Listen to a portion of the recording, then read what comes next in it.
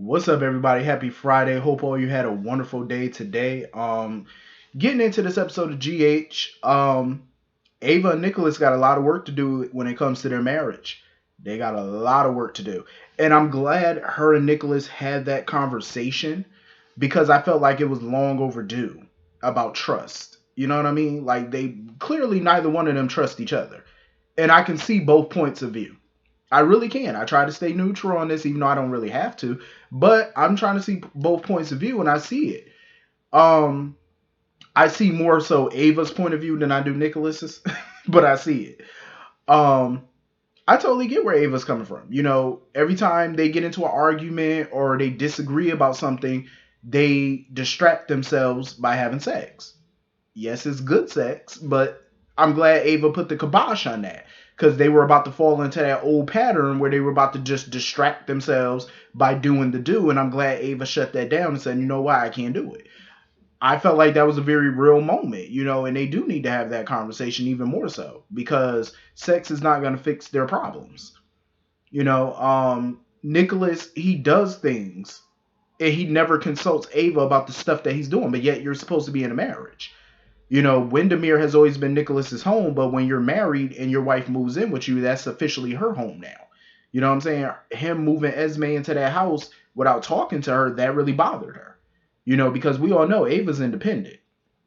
Ava don't like depending on no man. She don't like putting all her trust and faith in a man. She likes doing things herself, and that's how she's always been. You know, this is what her first marriage, I believe. So it's marriage is new territory for her. She's sharing a space with a man.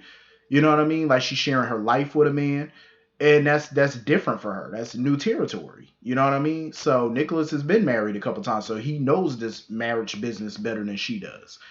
Um, but he's constantly making these same stupid mistakes that he always makes. You know, he likes to have control. He likes to do things his way, and Ava's not with that. They both are dominant.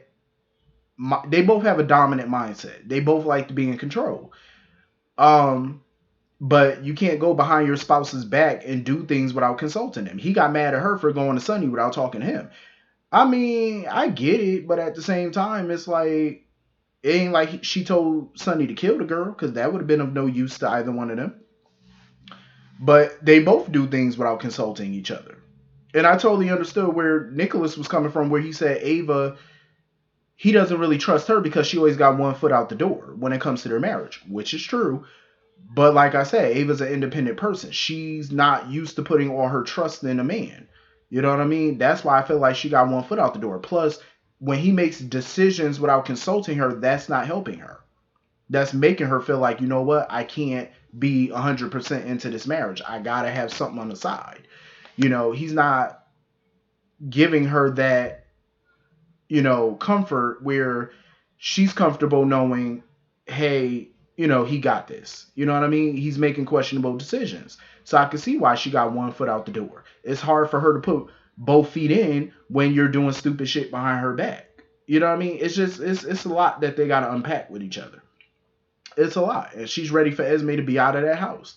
But he thinks, oh, once Esme is out the door, then that should solve their problems. No.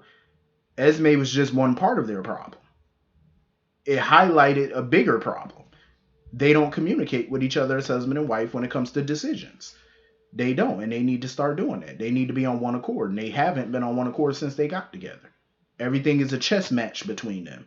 And you know what? I one day they'll get it together. Hopefully. I actually like them together. Ava and Nicholas are so kinky together. I like it because you could just tell. Like, I swear, if they made an OnlyFans, I would be buying. I'm just saying. They look like. Listen, Ava and Nicholas are into that kinky stuff. They are into it, and I'm here for it. I love that shit. I could just imagine. And listen, if I was a fly on the bedroom wall, the things I would see and hear, I'm sure just be some wilding out kinky type stuff, some oohs, some ahs. Woo!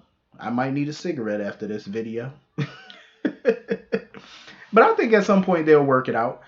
So anyway, moving on from that, the showdown between Trina and Esme at the gallery, I was here for it. I was here for it.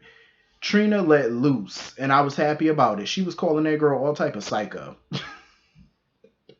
And I was here for it. And of course, Spencer had to keep up the facade that he's all about Esme. Um, but like he over it at this point because he pretty much guaranteed Esme. He was like, yeah, this is gonna end. He said soon enough, you won't have to deal with Trina anymore. Y'all won't have to see each other no more. Whatever this boy plan is, he needs to hurry it up and put it into action. Whatever this plan is, like you need to put it up. Come on now, what is this plan of yours? Um, Esme is not gonna go down without a fight. So if they think they're gonna get rid of her, that simple, it ain't gonna happen. So hopefully, whatever Spencer got planned better be a doozy. I'm just saying, you only get one shot at this, so you better make it count. Esme, of course, was talking her junk to Trina, talking about, oh, everybody gonna see through your facade. I love how Trina threw it back at her and was like, listen, you're gonna be by yourself, you're gonna be alone. The only person that's probably gonna be around you is that idiot over there. And she was talking about Spencer. I freaking loved it. I loved it. Trina was giving it, and I love it. Um, and first of all, Spencer and Esme don't need to worry about Mr. Rory. Rory is none of their business at the end of the day. They don't need to ask questions about who is he and none of your business. If I had it my way, he'd be treating a new man. I'm just saying, because that's what she need, a man, not a boy. She needs a man. And clearly Spencer doesn't fit the bill of a man just yet. He still got some growing to do, and Trina ain't got time for the little Cassadine games that he playing. She needs a man. So hopefully Rory can be that. I'm hoping so. So anyway, moving on from that, Smoltz continues to be Smoltz. Like he's trying to go up and ask Brando for comment and stuff like that. I love how Brando handled him because somebody need to kick his ass. I mean, Michael literally had to hold Brando back because Brando was ready to beat him down. And Michael was like, don't do it. I already done been through this with him. Don't hit him. And I'm glad Michael pushed him back because it's like, keep him back. We don't need another person going to jail, another lawsuit potentially. We don't need that right now, Michael. Keep him back, please and thank you.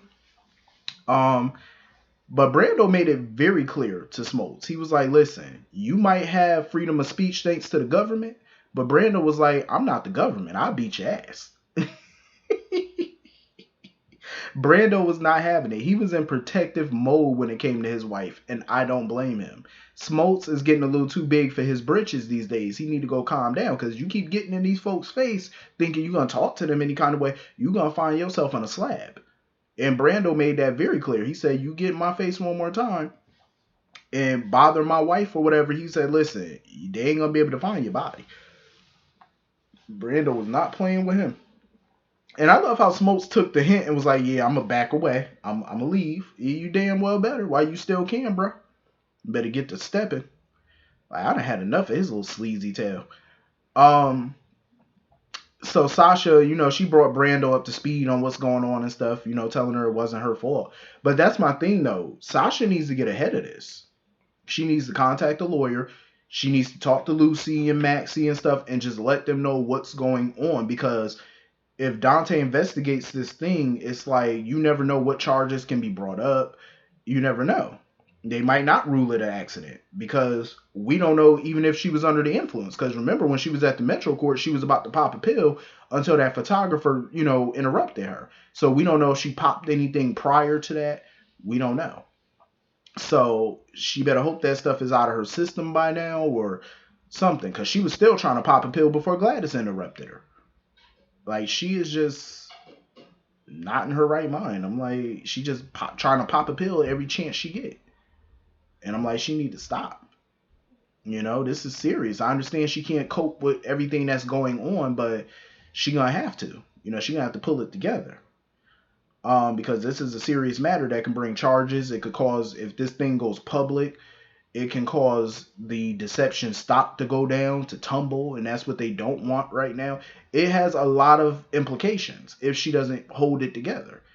And Gladys pretty much had to bring Carly up to speed about Sasha hitting Harmony and stuff like that, and Carly was shocked by it.